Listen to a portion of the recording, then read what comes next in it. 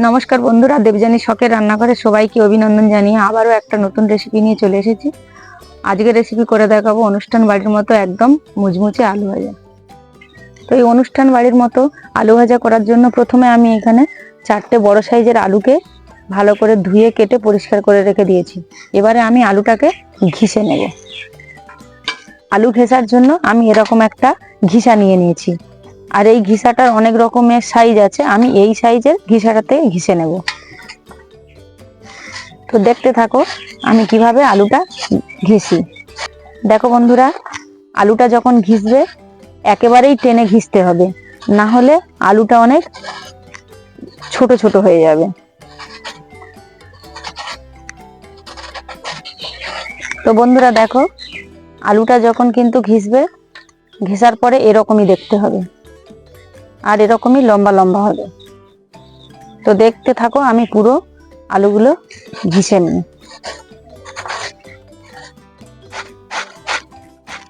তো বন্ধুরা দেখো, আমার আলুগুলো ঘিষা হয়ে গেছে।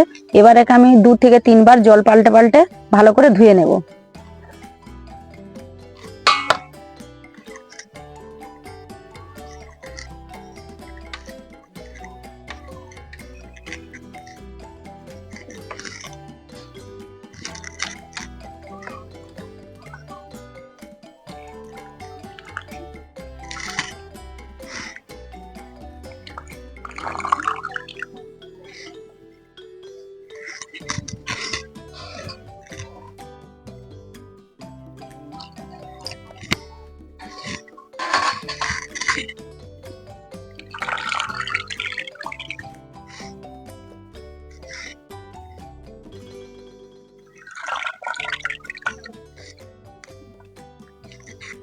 তো বন্ধুরা আমি আবারও এগুলোকে ধুয়ে নেব।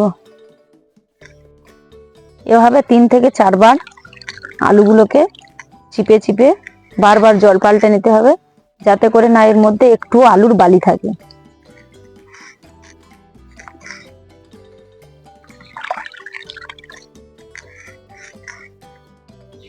তো বন্ধুরা দেখো, আমি 3 থেকে 4 বার আলুটা পরিষ্কার করে নিয়েছি। দেখো জলটা কত পরিষ্কার হয়ে গেছে।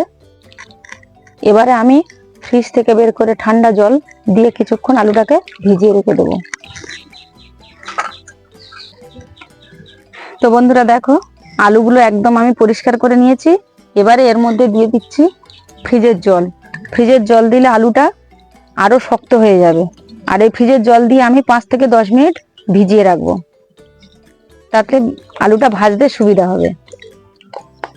তো বন্ধুরা দেখো, আলুগুলো আমি 5 থেকে 10 মিনিট ভিজিয়ে রেখেছিলাম, তারপরে আলুটা কত গোটা গোটা হয়ে গেছে। তো বন্ধুরা দেখো আলুগুলো কত তো বন্ধুরা দেখো, আলুগুলো 5 থেকে 10 মিনিট ভেজানোর পরে আলুগুলো কত শক্ত এবং গোটা হয়ে গিয়েছে। এবারে আমি একটা ছাঁকনি থালার মধ্যে আলুগুলোকে ভালো করে চিপে চিপে তুলে নেব।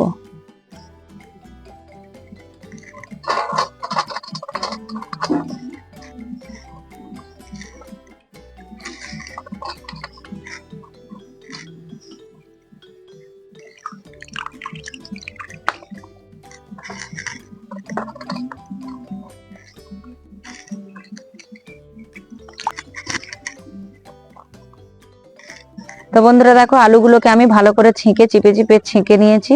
আলুর মধ্যে একটুও জল নেই। তারপরেও আমি একটা এরকম সুতির শুকনো কাপড় দিয়ে আলুগুলোকে একবার মুছে নেব, যাতে এতে একটুও জল না লেগে থাকে। আলুর মধ্যে যদি জল থাকে তাহলে ভাজার সময় একটার গায়ে আর একটা আলু লেগে যাবে।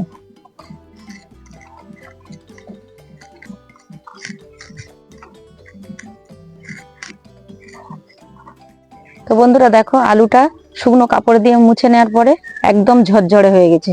এবারে আমি আলুগুলোকে ভেজে নেব। তো বন্ধুরা দেখো, আমি উনানে কড়া বসিয়ে দিয়েছি, দিয়ে এর মধ্যে বেশ কিছুটা সাদা তেল দিয়ে দেব। যেহেতু এটা ছাঁকা তেলে ভাজতে হবে, তাই পরিমাণে একটু তেলটা বেশি দিতে হবে। তো বন্ধুরা দেখো, আমার তেলটা গরম হয়ে গেছে। এবারে আমি আলুগুলোকে অল্প অল্প করে ছাড়তে থাকবো।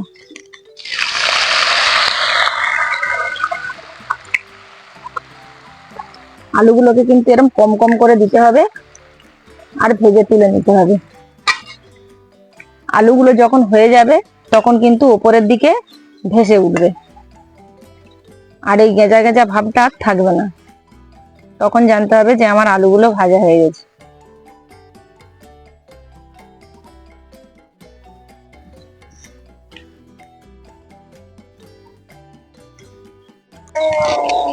তো বন্ধুরা দেখো, আমি খুব বেশি লালও করব না, আবার খুব বেশি সাদাও রাখবো না, ঠিক এরকমই হবে। আমি তুলে নেব। আর আলুগুলো কিন্তু আমার একদম পারফেক্ট ভাজাও হয়ে গেছে।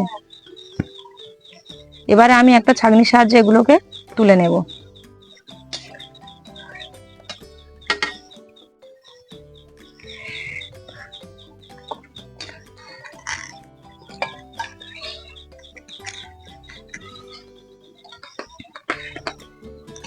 তো বন্ধুরা, আমার প্রথম ব্যাচ ভাজা হয়ে গেছে। আমি দ্বিতীয়বারেও আবারও কিছুটা এইভাবে ভেজে নেব।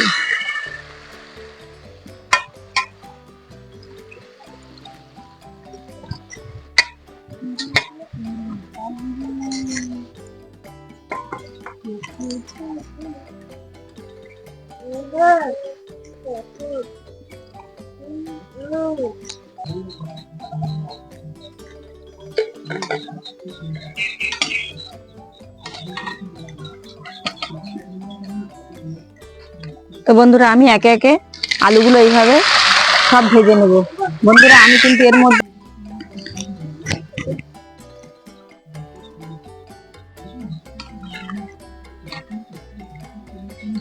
বন্ধুরা আমার আলুগুলো ভাজা হয়ে গেছে। এবার ওই তেলের মধ্যে দিয়ে দেবো কিছুটা বাদাম।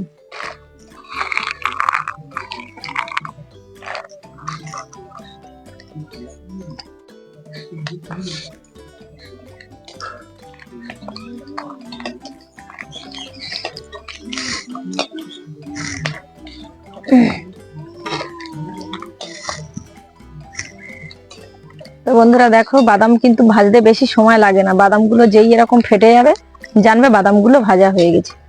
এবারে আমি বাদামগুলো তুলে নেব।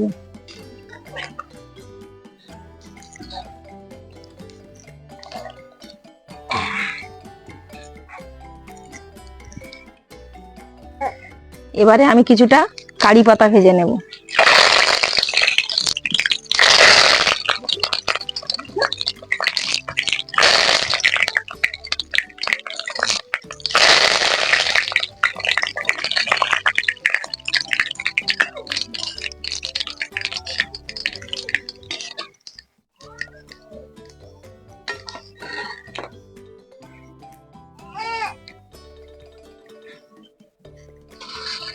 তো বন্ধুরা দেখো, আমার আলুগুলো সব ভাজা হয়ে গেছে, বাদামও ভেজে দিয়েছি এবং তার মধ্যে কারি পাতাও দিয়ে দিয়েছি। আমি এগুলো সব একসাথে একটু ভালো করে মিশিয়ে নেব। তো বন্ধুরা দেখো, এটা কত মুচমুচে হয়েছে, আর এটা দেখতেও কত সুন্দর হয়েছে, খেতেও কিন্তু দারুণ লাগে। তো বন্ধুরা, আমার এই আলু ভাজা রেসিপিটা কিরকম লাগলো? তো বন্ধুরা, আমার এই আলু ভাজা রেসিপিটা যদি ভালো লেগে থাকে তাহলে একটা লাইক এবং সাবস্ক্রাইব করে আমার পাশে থাকবে। আবারও দেখা হচ্ছে নতুন একটি ভিডিও নিয়ে। ধন্যবাদ।